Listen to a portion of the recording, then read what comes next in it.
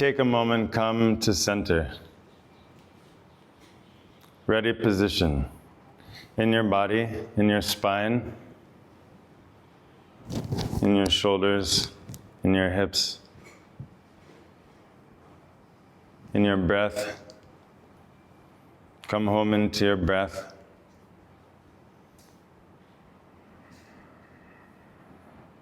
Establish a smooth rhythm, stable inner rhythm with your cells, with your mind. Keep your attention contained, your energy contained here and now.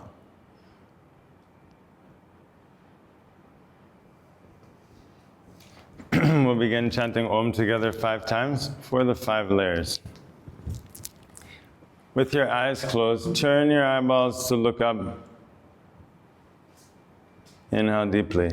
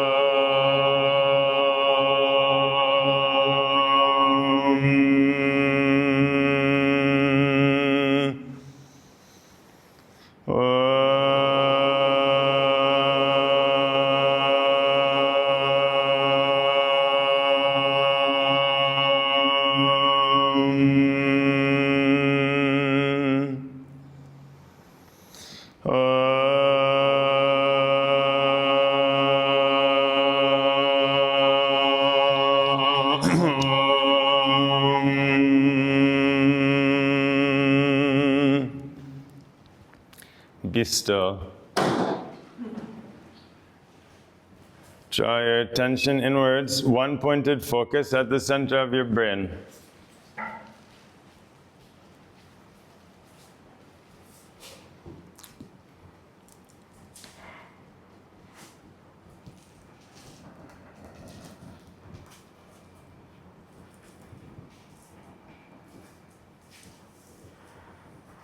To be present,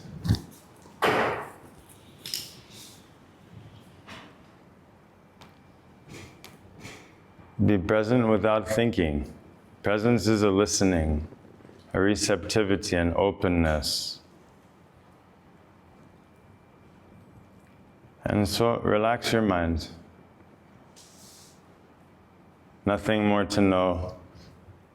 We don't need to calculate infinite details of everything every moment. For a moment, a few moments, you can be in a smooth rhythm without thinking, without reaching for something.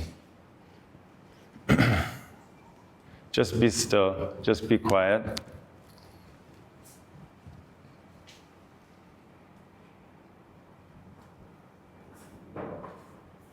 In this moment, when you're quiet, you can be yourself. When you're not thinking about yourself, you can be yourself. But you can never know yourself. You can never know yourself. You can only know the story about yourself. Yourself is infinite. You pick and choose a few details of your life, of your past, a few traits and qualities, and you compose a story that's always changing. That's not yourself. That's a story about yourself. So you can't know yourself. You can only know the story, and the story is always false. The story is always false, every story, because it's limited. It's just a few little pieces interpreted in a certain perspective, but that's not myself. A partial, limited story highlighting certain things at certain times is not myself. It's a story. And so I'm not the story. and the story is not true. And so we've set ourselves up in an impossible situation where we're caught in a story, and then even it's like a triple, quadruple layer trap, because this, whatever the story is about now, is not good enough. And so there's another story that sometime in the future, if we do good and try hard and prove ourselves, then we'll be good enough. But that's still a story. It's an impossible story. So we're caught in between multiple impossible stories.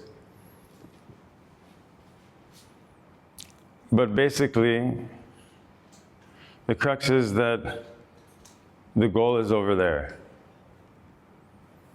And so all of our energy and attention is focused over there to achieve the story, to prove something. And thus, consciously, unconsciously, we're making this present moment wrong, not good enough. I'm not good enough, life is not good enough. And so, it's another layer of this trap.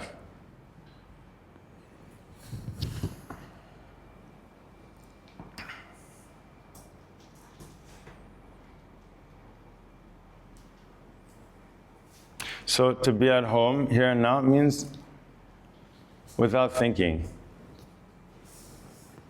without knowing. Then you're free to be yourself. Spontaneously, naturally, each moment you are being yourself. But if you're trying to fit a story, you're trying to fix a story, or fit in some other story, it's impossible. You'll never have peace. You'll never be yourself. So much effort, so much tension.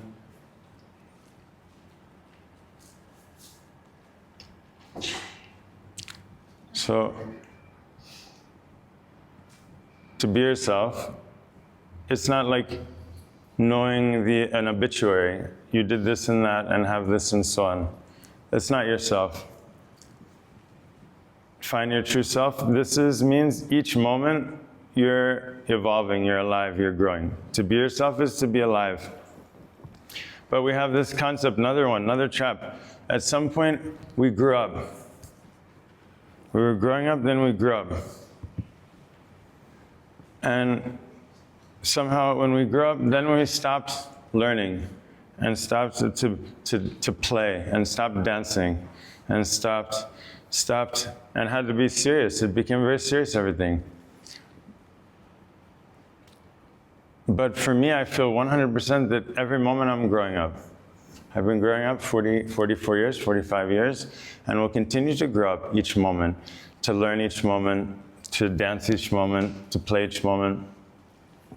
And so really we've become disconnected from the aliveness, this basic aliveness, this primal aliveness.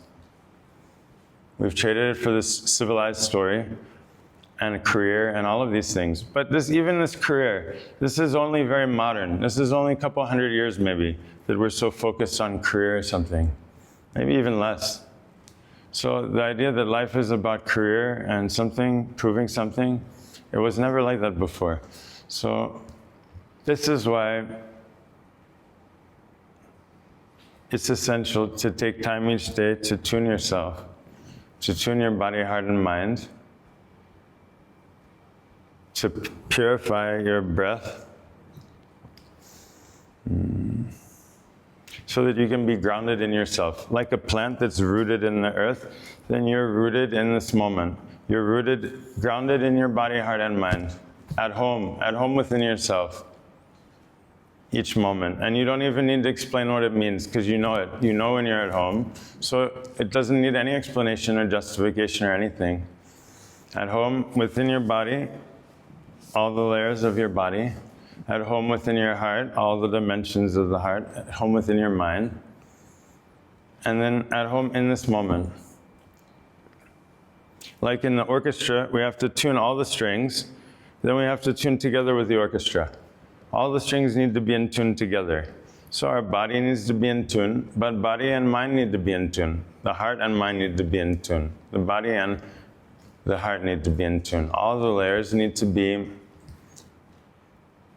in tune, alive. And so if we can maintain that basic aliveness, then it brings a peace and joyfulness and creativity naturally. Like we see in children. The children are still connected with this aliveness. And they're in this state of awareness, of listening, of awe, of learning. Beginner's mind. This is most important, to maintain that beginner's mind. Then we can learn from life every moment. Every second, life is teaching us through everything, if we have the receptivity. So the beginner's mind is essential, because if we have this perspective, I already know, I've already heard, I already know, it's like it closed off. But I don't know. Then I'm open, I can listen. I can learn. So this openness is essential.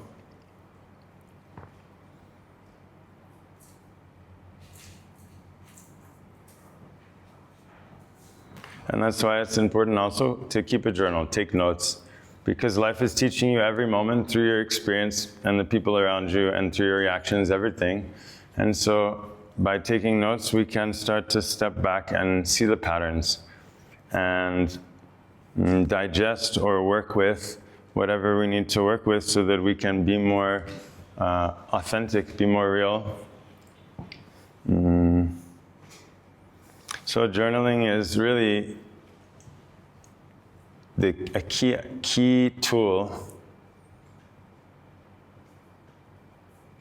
for integration and finding a voice and listening to the heart. All these things is, and this has value.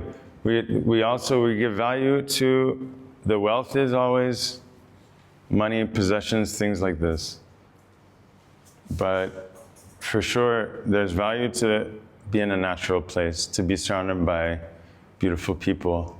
There's value to be at peace, to be content with what you have. There's value to listen to your heart, right? To be in tune with yourself. And so this is why we recommend the same, like you brush your teeth. The same like you wash your clothes, like you wash your body, you clean your heart, you clean your mind, you clean your body every day. And then see, maybe it doesn't make a difference. Then you know for sure. Maybe it does make a difference. That would be radical.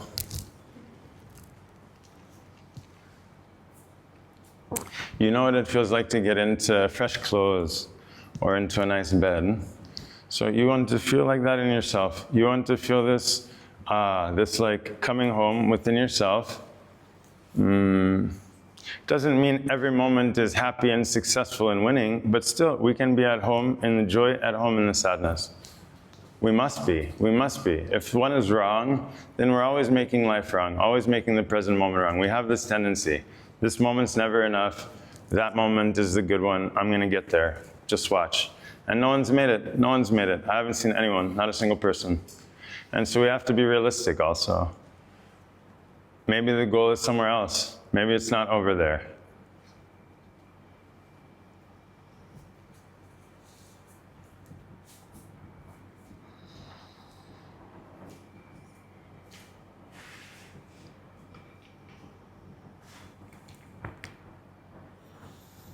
This is the radical teaching. The goal is 100% here.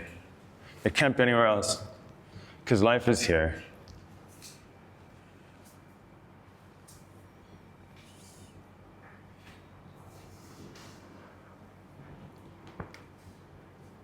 So training to be here is very simple to be here, very complicated to be over there.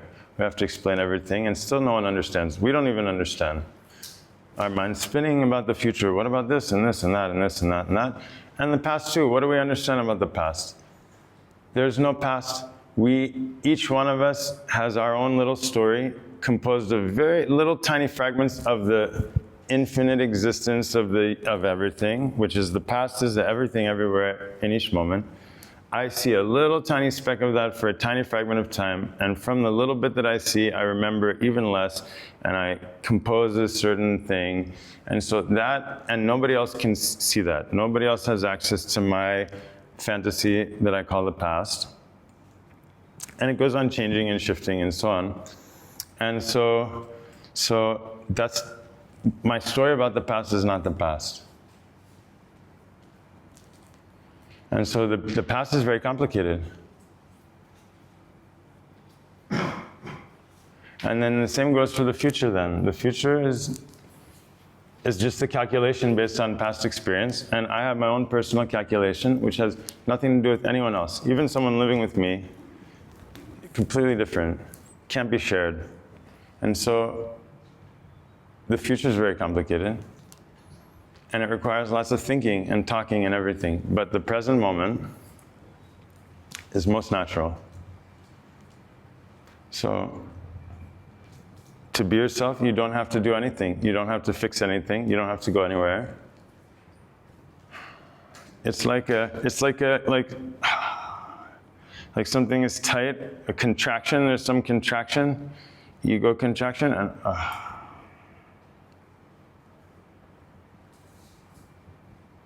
like a mind, where there's a constipation, there's a contraction. Same, the constant thinking is a contraction in the mind. And it becomes like a muscle that's continually spasming, contracted. And so we have to train the rhythm, the subtle inner rhythm, to be very smooth, very like you comb your hair, and your hair becomes very nice. In the same way you comb through your nervous system, you comb through your breath, your organs, your energy field, your heart, your mind, again and again, every day. Then not just the outside is beautiful, but inside is also beautiful. You have this light, the inner beauty, inner wisdom, inner peace. This is infinitely more beautiful than the gemstones and all these clothing and everything, is the inner, that true, like to be yourself, to be at home within yourself.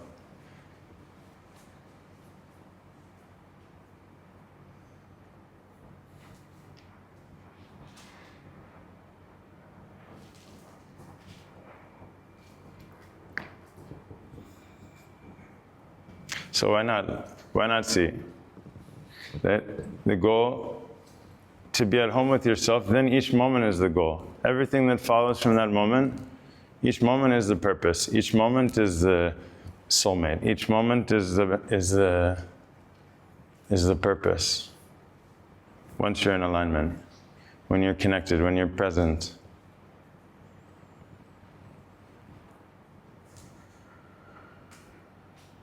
But it has nothing to do with the story. Nothing at all to do with your story. In order to be present, nothing to do with the story at all. So the presence is for no reason. For no reason at all, you're quiet, your breath slows down, and instead of reaching for the next frame, you don't. It's not a doing, it's a non-doing. Then there's a gap.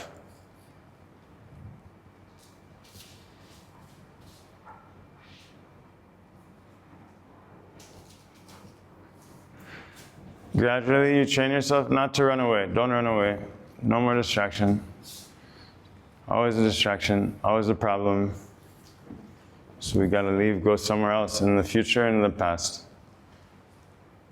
Because there it's safe, because it's not real. It's a story. So we can be good in the future. It's impossible though. We'll never make it. You can never make it. You'll never reach the idea of yourself.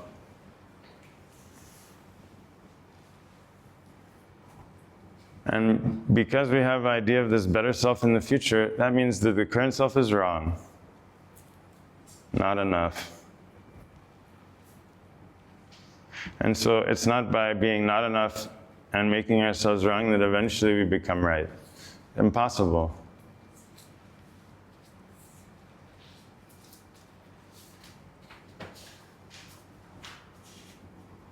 So radical presence means you're perfectly 100% yourself every moment. In the womb, before the womb, at every stage and moment of life, you can't not be yourself.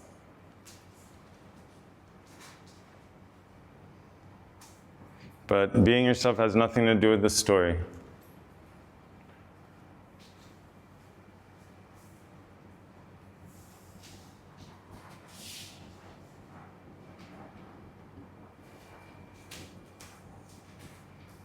So freedom is the freedom from these traps in the mind.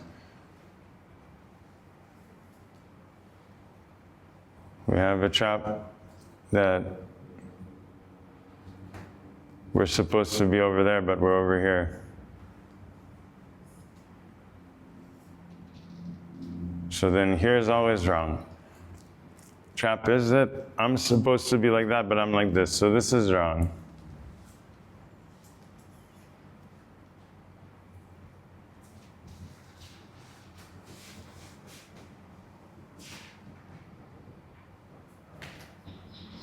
So that's why be yourself without knowing.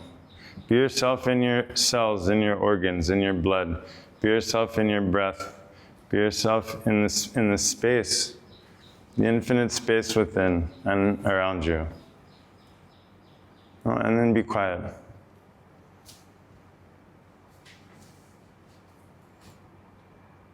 And little by little, you like marinating in yourself. You become so fully yourself that there's no possibility to be anything else. When you're in that state of listening and connection and aliveness, then it's no effort to be yourself. Effortless, like a sports player that's in shape. You have this situation, your friend invites you to go play ultimate frisbee.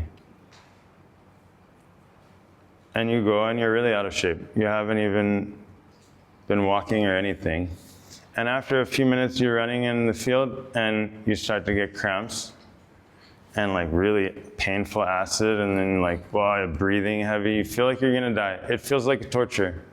It's painful, it's unpleasant, incredibly unpleasant. But the other people are laughing and enjoying. They're smiling and they're having a great time. They're energized. They feel really good. What's the difference?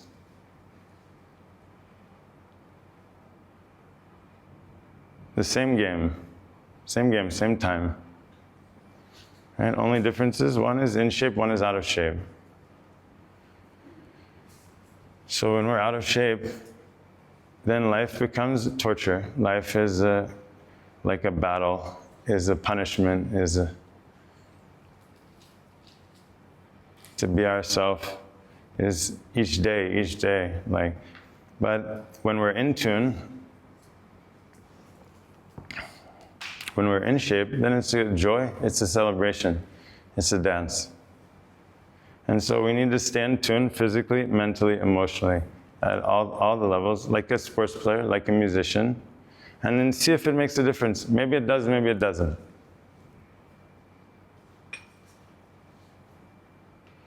Generally, we would say that the sports players who warm up before they play are going to play better. The musician who's tuned their instrument before they play, there's no question. There's not even a question. Are you going to tune your instrument before you play?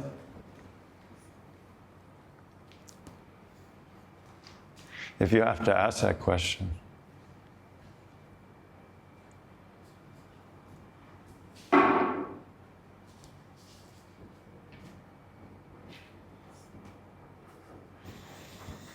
And so, again and again, repeating the same basic pattern, because it's not a performance, not a choreography, it's a calibration of the subtle biology, all these layers, all the layers of flow of the blood, and the veins and arteries, the capillaries, you're nourishing, it's a tonic and cocktail, and it's unspeakable. We call it alchemy. It's like a magic. Same like digesting food is magic. Same like breathing is magic. It's this kind of magic. And if you take time each day to clean yourself, to tune yourself, to be with yourself, to love yourself, the practice itself is love. It's not like you need to write love notes and stuff to love yourself. Just to walk in nature, that's an act of love. To do your practice and breathe, to sit in stillness, to be uncomfortable and not freak out, that's an act of love. To not think, that's an act of love.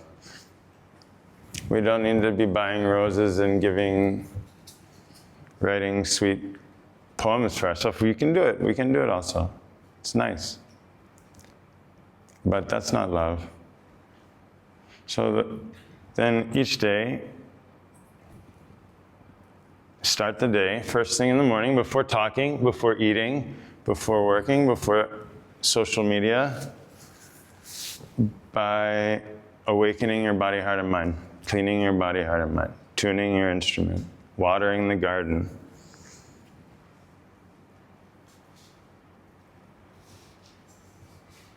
And then after some time, it just becomes your habit.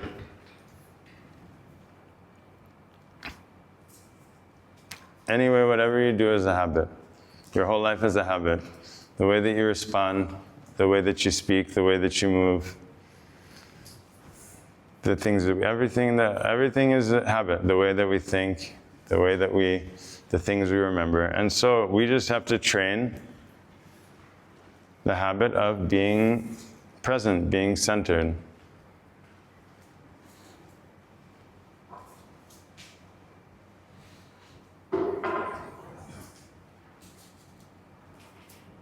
And it's so simple, just requires dedication. So if we understand the importance, then we can be dedicated. If we don't understand, then very difficult, if we don't understand how it works. For example, now we know, if we don't brush our teeth, then we get the cavities and they get rotten, and then our teeth fall on our gums that hurt. Okay, that makes sense. We should brush our teeth.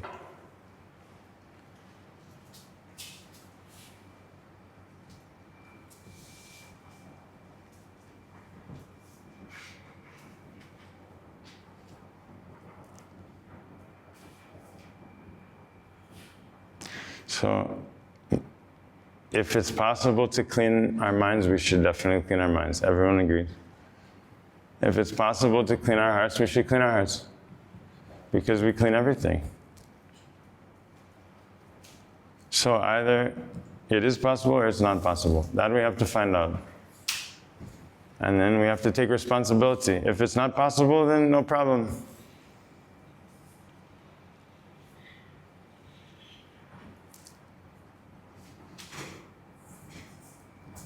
If it is possible, if we can, then that's the first answer to every question. Every day, clean your body, heart, and mind, wash your clothes. Otherwise, you wear the same clothes every day, it gets like, wow, really heavy.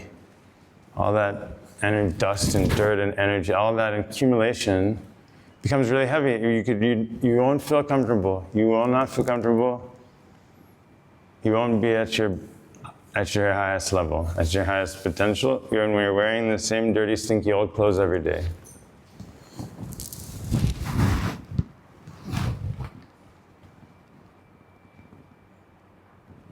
And so you just wash. You wash and then you throw away the water, the dirty water.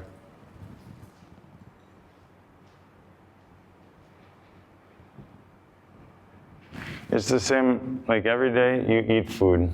3 meals a day. Do you remember what you ate 2 weeks ago for breakfast? Or 3 months, 2 weeks and a day ago for dinner? No. You forget. You probably forget what you ate 4 or 5 days ago. You eat, and then you have to forget. If you were stuck remembering just the one meal, you would never enjoy the next. You'd always be comparing it, whether it's a terrible meal or a delicious meal. If you're always thinking about that meal, you'll never be able to eat this meal. So you eat, and then you forget it. And then you digest it, hopefully. And most of that meal is waste. Most of it, you have to get rid of it. only a very little bit that you're keeping from the food. In the same way, every day we have so many experiences. You have to digest immediately. Digest it and then flush it down the toilet. Otherwise, it becomes like constipation, and then you get stuck. And you're never able to appreciate this meal because you're always thinking about the last one or the next one. And so the food you do, you forget it. You forget what you ate. Even the best meals, the worst ones, whatever, you forget it.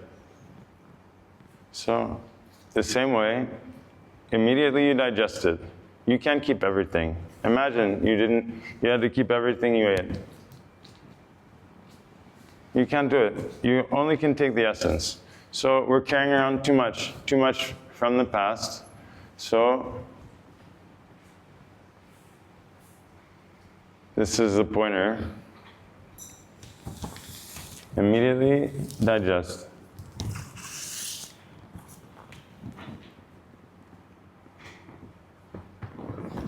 Some questions?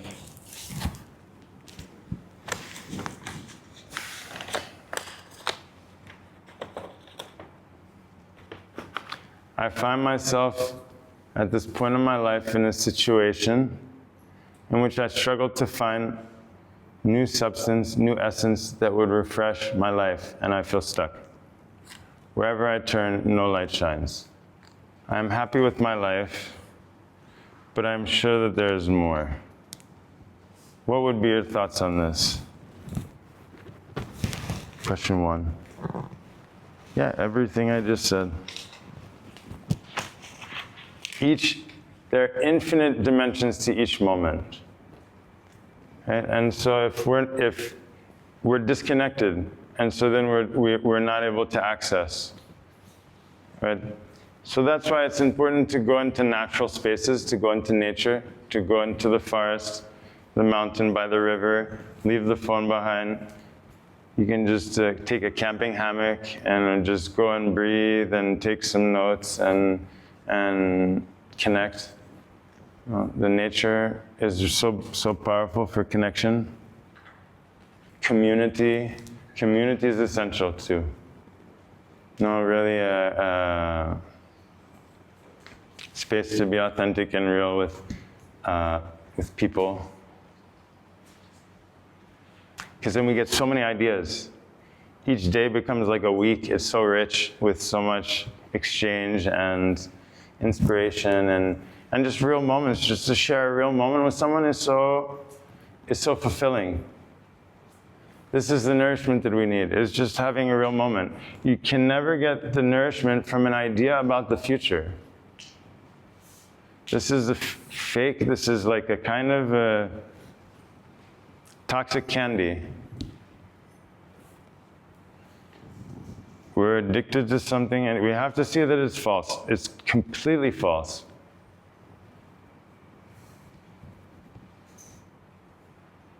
And so the simple moment of presence, of beauty, of gratitude, of learning, of letting go. There's thousands that are happening each minute. And so in an intentional space, then we can tune ourselves. We can be more in tune with that instead of in tune with all the problems going on in the world and the story and everything. And so community is important. Community helps so much, and especially creative community. Dance is number one. And dance means to be alive, to be embodied, to tap into that primal. That this is also really good. Everyone should do some kind of training in body work, massage course, even 5 days massage. Learn how to touch and be touched. Learn how to feel, how to listen with your hands. Some energy healing course, 5 days, 3 days, whatever, 2 days. And then this rewilding. This rewilding is really good, where you can go and they have these, 5 days, 7 days, 10 days in the forest where you learn primitive skills. And have to really just get out of the human rhythm. Our current way of life is so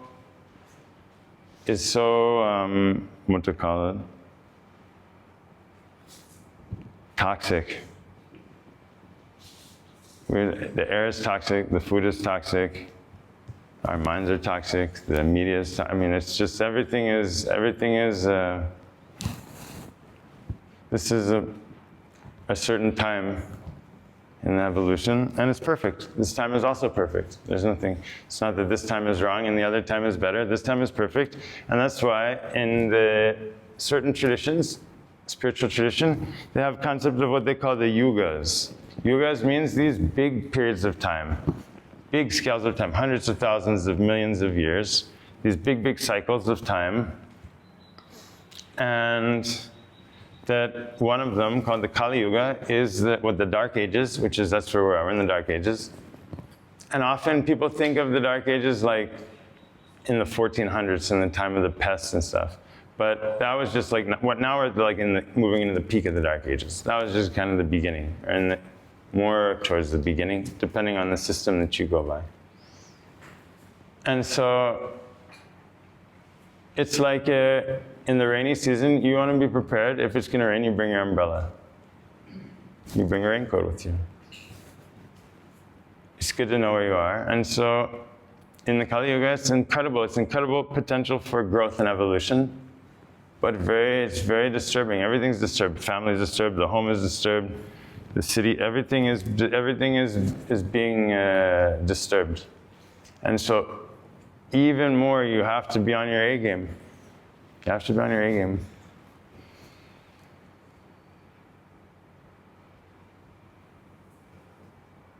And so recommendation we give is what, 30 minutes, 30, 40 minutes a day.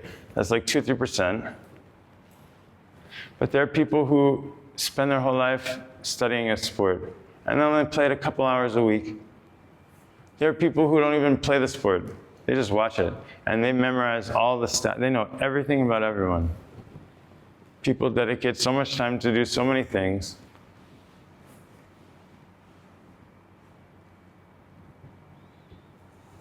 So how much time can we dedicate to be at home within ourselves?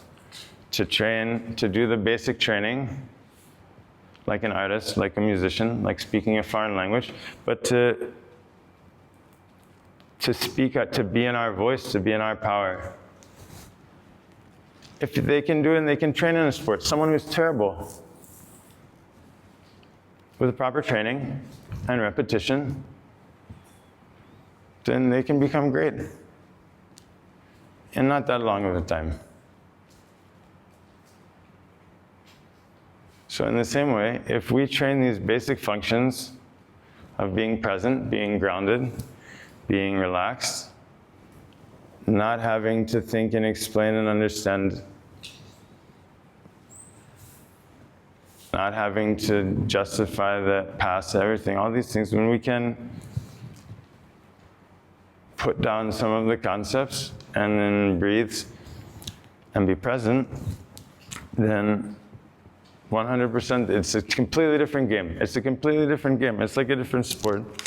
We have a training, you have no training. So either it's not possible to train, it's not possible that we could breathe and be centered and focused and relaxed and alive, or if it is possible, then we have to follow that training.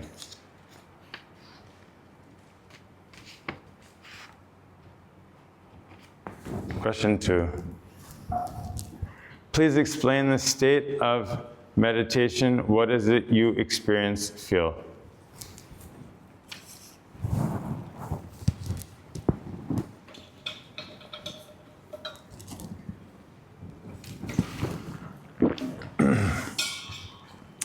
This is a confusion around what is meditation. Because nowadays we have so much influence. We have many words: meditation, contemplation, reflection, guided meditation, relaxation. We have so many different, and each one is very different. And so in meditation, there's no I. There's no I to know anything. There needs to be someone separate, an I that's knowing, I that's seeing. In order for there to be known, there has to be an I. But in meditation is simply the absence of I. It's not the I doing something. It's not I am doing something. The I am doing is a concentration practice. I am doing is a harnessing of the energy that will bring you into the one-pointedness, which at some point it just disappears. Then the meditation begins, when your body and mind disappear. So there's nothing in that state. But we come in and out, right? So of course there are things we can say. Now feeling, this is very interesting, because earlier we mentioned there's 5 bodies, 5 major bodies. There's 5 bodies and there's 3 bodies. In the 3-body system, which is what we're using, similar to Sri Aurobindo, you have a physical body, and the plants have physical body, the animals, the minerals, everything has physical body, then has a vital body, which is the aliveness, the movement, the vitals in our blood, in our breath, in our hormones. That is also present in all forms of life. And you have mind, which is also present in the plants. Everything is perfectly in its place. That organization, internal organization, is present in each cell, in each chromosome, etc. Is the mind, is the body, is the life force, and is the body, the form. So these are the 3 lower bodies, and this is also the overlap with the Aurobindo system. Then we have, beyond that, 2 higher bodies. And so when the lower bodies are in tune, then it's a more subtle. It's a more subtle. And the 4th body is what they call Vijnanamaya Kosha, is the wisdom body. Wisdom is not thinking. Thinking is this mechanical, weighing the pros and cons back and forth, like kind of blindly, like trying to figure out the best, get the best deal. Right? But the wisdom is coming from, is that light within of knowing. It's the knowing that arises from within one's heart. It's a completely different quality. And so also buddhi. Buddhi is the function of mind. Buddhi is the function of mind, the wisdom mind. It's not the mechanical mind. The mind that's taking information from the senses and based on past information is calculating. This is just ChatGPT mind, right? That's the mechanical mind, manas. But beyond that is the wisdom. Wisdom is a completely different nature. Wisdom to access wisdom through listening, through relaxing, not through forcing and huffing and puffing. You can't rip the flower from the seed. You plant the seed, you let it grow. It grows in its time. So wisdom's like that. And then you have the 5th body, and this is exciting. The 5th body, you never guess what it is. Anandamaya Kosha, the bliss body. Like a sun shining, like in a star, an infinite atomic explosion. And the feeling, if we describe, is like taking ecstasy, or MDMA, something like this. You have that, but within your own brain, within your own, that's the outcome. This is the amrita. This is the nectar in the glands in your brain, which we're cultivating. And so the highest level of the posture is when in the posture, the physical is the surface. You go to the physical, and then you're able to go into deep concentration, one-pointed concentration. Then you go into samadhi. So you're still in the posture, but your body disappears. No body, no mind. And then from that, you explode into this bliss. This is the advanced yoga. And you only need 1. You don't need 100. 1 is enough. You even come close to that. You tap that, you're getting a little drop, a little bit from that nectar, and you'll be on fire for days, for weeks. And so this is what we're doing through the practice. We're creating good drugs, good chemicals. Mostly we're creating bad trip, bad vibe with our thoughts, with our hormones, everything becomes a habit. So we need to not do that. In order to not do that, better just to train a different habit. Instead of thinking, I don't want to do that, I don't want to do that, then what do you want to do? What do we want to do? Spend your time doing what you do want to do. If you spend your time to do what you do want to do, I want to take a walk in nature. I want to journal. I want to do creative. I want to dance. I want to connect with my friend. I want to be silent. Fill your life with these experiments. And then before you know it, the things that you didn't want, where did they go? They disappeared. The energy is going into what you want. You water the flowers that you want in your garden. You don't concern about the other ones.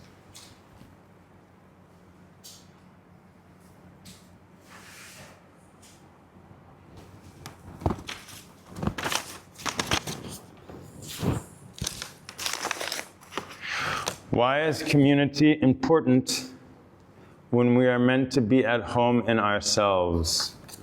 Yes. So what is yourself? Who is yourself? Yourself is not this body, is not this shell. Yourself is not just the cells and the organs. Yourself is everything. Yourself is the one self. Yourself is not your individuality. Your true self is not like this superhuman version of yourself. You're your superhero character or something. This is still the story. We want to be the superhero. We want to win. We want everybody to love us like that. There's this, we have some idealized story, and you will never be that. And so to be at home in yourself means to be in alignment, not only within your body, heart, and mind, within your family, community, home, but within the whole universe and the infinite universes. It's to be in tune, to be in harmony. And so yourself is not separate from the others. You are the others. That's why the people around you are so important. They're going to influence so much. Your way of thinking, your habits, what you do, how you eat, how you respond to things, everything. Influenced by the people around you. Okay, lightning round. Can you explain better how I can feel my breath going up my spine? Is there a technique I can adopt? So, you need to train sensory awareness. This is a capacity. Like we have the awareness of a sensation. In general, we're kind of deadened to this feeling with our whole body. We've closed ourselves off to feeling because of overthinking, and we're rationalizing all of the feeling, and so now we're not receiving the communication from the parts of our body, inside, outside, whatever, everything. And so there's this science, I don't know, sensory awareness. And there are many great teachers in these embodiment practices, awareness practices, etc. Even things like Qigong, Tai Chi, energy ball, this kind of thing. Right? So you have to just keep doing it. No, it's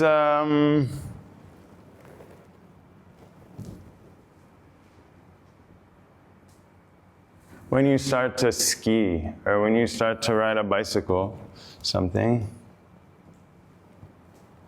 then you're just like, oh yeah, you just feel it. You just feel the balance. But you're like, no, how do I feel the balance? It'll just happen. If you keep going, you'll find that. At first you just visualize. Even you can't feel it, you just visualize. You visualize like a ball of light. It can be blue or white or golden or silver. You visualize that ball and try to keep the visualization all the way up your spine. And then all the way down your spine. And you do like that with a ball of light. But really, how you feel is because each time you do the yoga, each posture, you're tuning in with that. While you're holding the posture, you're tuning in with that. You're tuning in with this sensation, but not reacting, breathing. And then in between, you're tuning and merging with that. So as you go again and again, you become more sensitive to the inner language.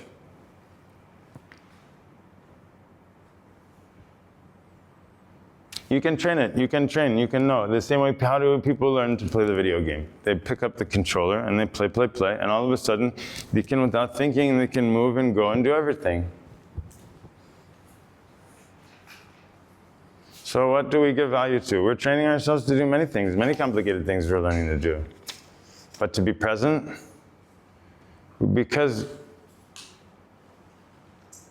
this moment is just a way of getting over there. The goal is over there.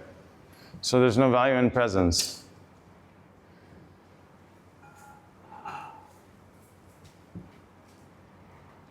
So we have to examine, we have to challenge this underlying notion that I need to be busy, I need to work hard, because only if I work hard and I do good, am I going to make it?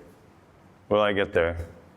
Right? So we're sacrificing here and now for over there. But if it's not possible to arrive, then we have to re-examine this, a few things about productivity, what it means to be productive, what it means to be successful in the moment, here and now, when we don't have any trophies. What it means to be present, what it means to be at home. Then if we can see the value, if we can really see the value, I'm not talking just like superficial, like, oh yeah, it would be good to be peaceful, but we really see that there's no amount of thinking will bring us to that state of peace. Impossible. Each thought brings you away, especially the thought about peace. The thought about peace has nothing to do with the living experience of peace. Immediately, you're quiet. No thoughts, no movement, no desire. In that moment, the big wave of peace comes for no reason. This is a freedom. That peace is also a kind of joy.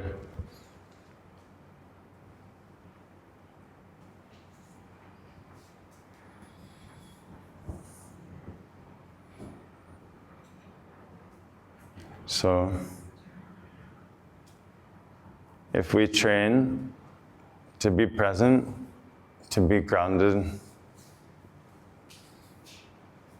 to be at home, to be at ease, you can do it. You can master that. The same they can master the ballerina, the acrobatics. You can master to be at home within yourself. But only if there's value, only if you give value, only if you see the value. Otherwise, impossible.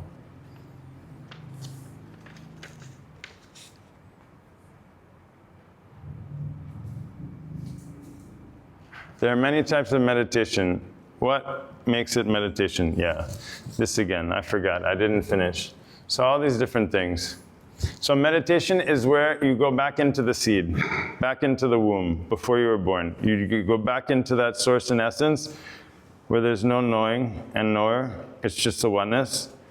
And then something magic happens, and you come out. Maybe it's a cleansing, a purification, an awakening. Different things happen at different stages. Every time it's perfect. Whether it feels good or not, it doesn't matter. You put the clothes in the washing machine, and maybe sometimes it doesn't feel good. Maybe they don't like it sometimes. Who knows? But still, it gets clean. The point is what? To have a good time, or that it gets clean.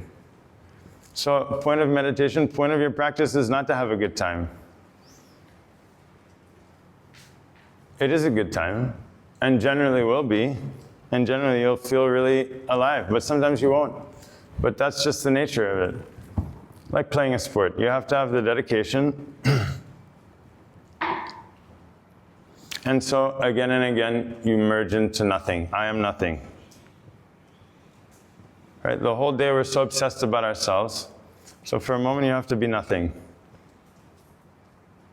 Only then can you be born, this rebirth, this resurrection.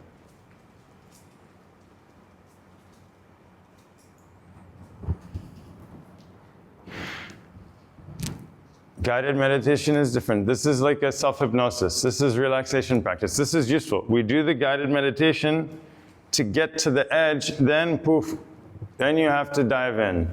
Guided meditation will bring you to the edge. will bring you to the ocean, then you have to dive in. You can only dive in the stillness, in the silence.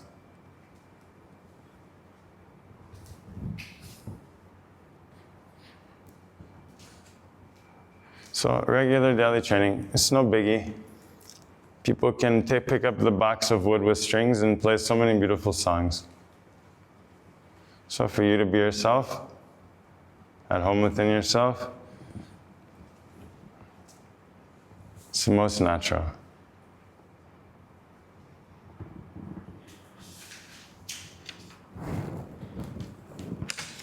Contemplation, this is also important. Once you have a pure mind, a calm mind, then you contemplate, you give a theme, or you read a line from the Bible or from a sage, and you reflect on that. That can also be referred to as meditation, but that's not meditation. We mean merging back into that seed, that pure consciousness. In the languages like Pali, Sanskrit, Tibetan, they have very specific terms for all these stages, states, and states of mind. Very specific. But now everything is a mishmash, and everything's a free-for-all as well. Like, I'll do what feels best. The trip is that generally you try something new at first, it's exciting. And so, oh, it's great, wow, and you feel good. And then after a while, everything becomes boring, no matter what you do. And so then you think, oh, maybe this isn't the one for me. I gotta find the right one for me.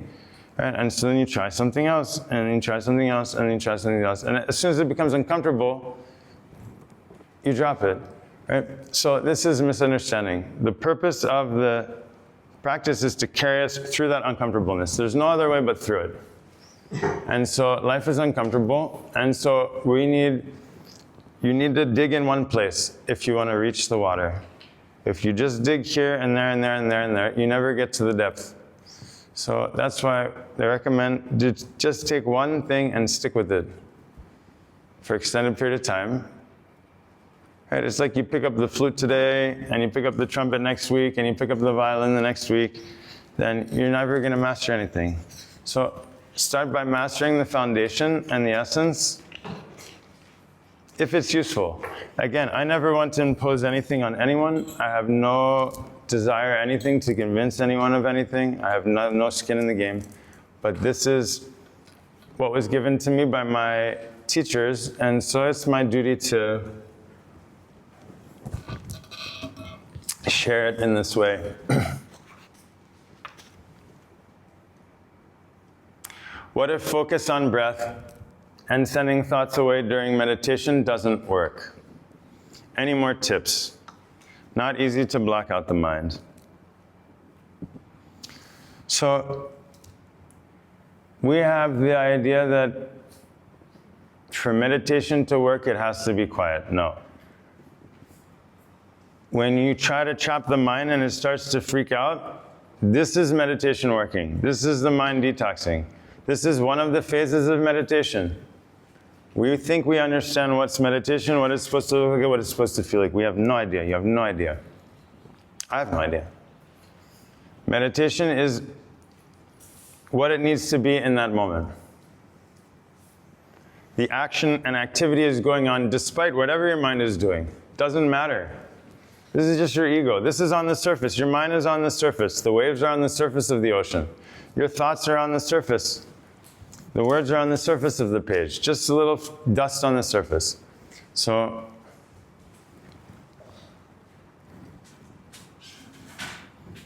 first we must understand, it doesn't matter. It's not, oh, I'm doing it wrong, it's good, I'm taking whatever. No, you just sit there in that mess, right? And breathe and don't react.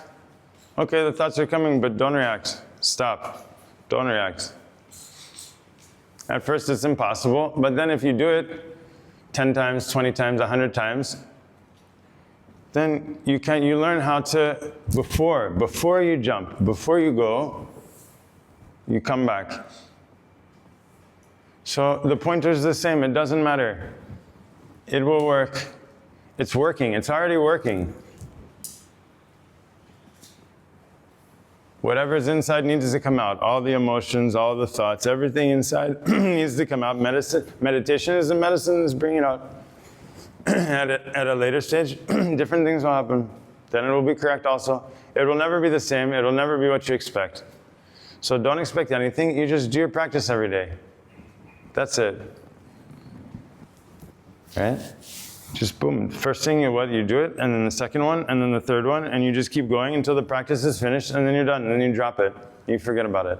Take some notes. But once you finish your practice in the morning, then the yoga starts working in your life the rest of the day. It's not like the yoga is working during the practice. That's where you're charging the system, reorganizing and filtering and such. And then when you're done and you move on, then the same, you take medicine and then it's acting in your system for some hours. Right? Someone says something mean, it stays in your system for some time. Someone says something nice. In the same way, the practice that's what you're carrying with you. Your garden. It's like people show off their garden. People show off their watches and their bags. So, not to show off, but you are the garden. So, take time to nourish and nurture that inner essence. It'll be good. It'll be good. And if it's not, then you'll find out. But the potential is that it's amazing. The potential is it's incredible. To be alive, to be present, to be enough, to be at home. Okay, 3 more. How do you know when you are at peace with your body?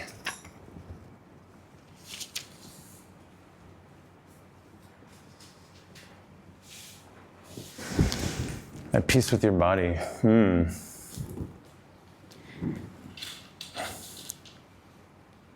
Well, you're at peace when you're not thinking. When you're not thinking about your body, you're at peace with your body. When you're not thinking about your mind. No, when your body is very light, you feel like you're floating. Very light. Your heart is light, your mind is light. This is peace. And so we have to take care of our bodies like love, like a garden. Nourish like a garden. The blood, the nervous system, the organs, the spine, the cells, the breath, the skin, everything. That's why it's so important to the bedding and the clothing that we wear. Ideally, we should not be poisoning ourselves with our clothing and with our bedding. This has definitely been proven, especially in these high-level cancer clinics where they're doing like intensive fasting, then 100% organic cotton clothing and bedding. Because our skin is breathing, your skin is breathing. And so you want your skin, peace in your skin, your pores. So also like a steam room, cold plunge, massage, oil bathing, sun bathing, forest bathing, all these things are gonna be super good for your body. The body we want to be charged, alive. Peace is for the mind. Body we need aliveness. The body we need aliveness. Aliveness is not like agitation, right? The animals, when they're not moving, it looks like they're dead. They're so in the moment. And then in an instant, they can spring into full aliveness. So we need this kind of aliveness. Right now we have, it's like a sugar high kind of style, where we just get these momentary bursts of energy and like this. And we unfortunately mistake this intoxication, this temporary high, like a sugar high, with happiness. Whereas that's just a kind of like a momentary high. Happiness doesn't come from like winning or getting what we want or something or succeeding. Happiness comes from not needing anything. No, when this moment is enough, nothing is missing, this contentment, this at-homeness, then this brings the happiness, which is is very grounded and very, very expansive and inclusive. But the happiness, the excitement that comes from getting what we want is the fear is already there of losing it or of that not making us happy. It's all there. That's not happiness. Happiness isn't the opposite of fear or of anything of greed and all this. Happiness is a state of to be so at home, you're not thinking about anything. You're especially not thinking about happiness. When you're really happy, you're not thinking about happiness. When you're truly peaceful, you're not thinking, you don't even have any idea about peace. When you're really at peace, you're not thinking about peace. Only when you're not at peace. Only when you're not happy, you're thinking about happiness. So stop thinking. Be happiness. You have to learn how, remember how to be happiness. The problem is we're trying to live in the thinking, and it'll never be fulfilled. Impossible. Okay, 2 last. Do I need to look up with my eyes closed all the time? There are some yogis who did. Yogananda's guru, Sri Yukteswar, they called him the Lion of Dharma. And he was always in the Shambhavi Mudra.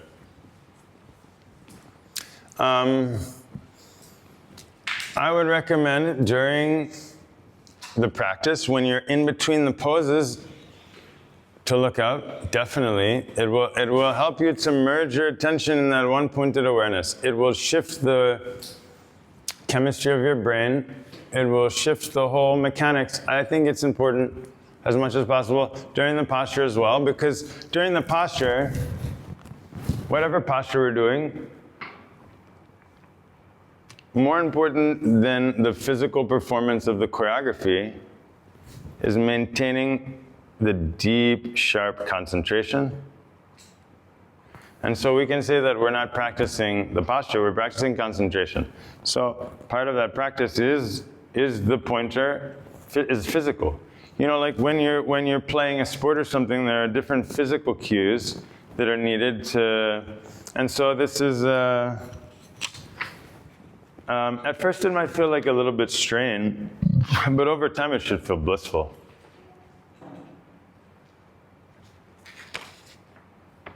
During meditation, do we have to pull our thoughts back to not think whenever our focus drifts away? Should my brain feel relaxed during the whole period? Good question. So there's 2 aspects.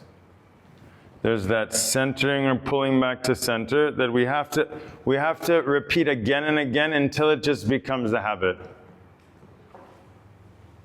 And then there are those moments where we're synced in and it's like you're coasting. In those moments, there's effortlessness. And in that moment, in those moments of coasting, sometimes even the thought's coming like a cloud. It's fine.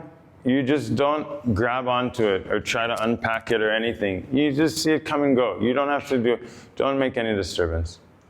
It's when you become very agitated, then you really recenter, recalibrate, breathe again, slow down, sharpen your focus, then you come back to that point and again, like floating like a spaceman in outer space. Meditation is like shooting out into outer space. In order for the rocket ship to pierce through the different layers of the gravity, it requires tremendous energy because of the pressure, different field pressure. And eventually we get out and you're free from gravity. So in the same way, to escape from the ego has a kind of gravitational pull, and so it requires tremendous energy, and there are certain thresholds that we encounter along the way. One of them is boredom, restlessness, dreaming, sleeping. First one is the sleepiness. Sleepy. We can't quite get out. We go and we get stuck. It's fine though, it doesn't matter. Meditation is still having its benefit. Second level is the dreaming state. Third is the restlessness. Fourth one is the boredom. But if you can keep your center and not get distracted and ride the wave all the way back to the source, then you're free from the ego, from mind.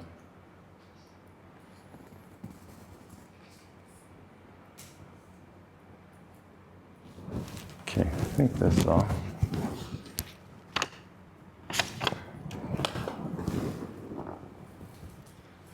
So let's take a moment to recalibrate, recenter, forget everything, forget all the words, drop all the words. Words are useless. Instead, center yourself. Close your eyes and then tune in with your breath. Establish a smooth and relaxed rhythm. Peace is a rhythm. Love is a rhythm.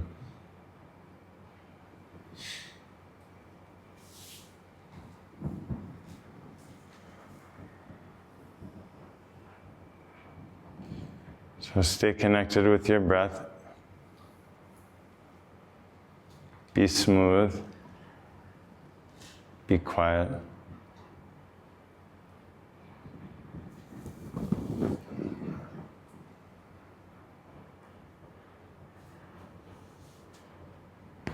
There's nothing to know to be yourself.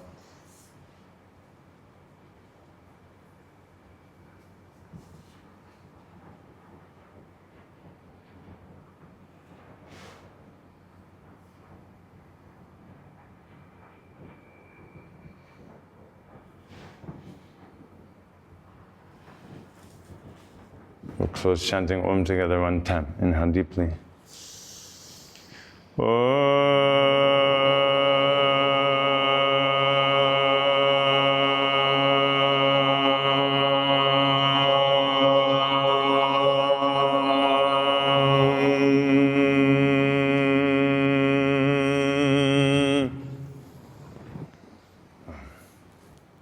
Thanks for listening, everyone. Take some rest. In an hour, we have fitness. Fitness is yoga. Fitness is chemistry. And good vibes. So come along. If anyone has any personal questions, I'll be sitting here for a few minutes. You feel free to stay and ask.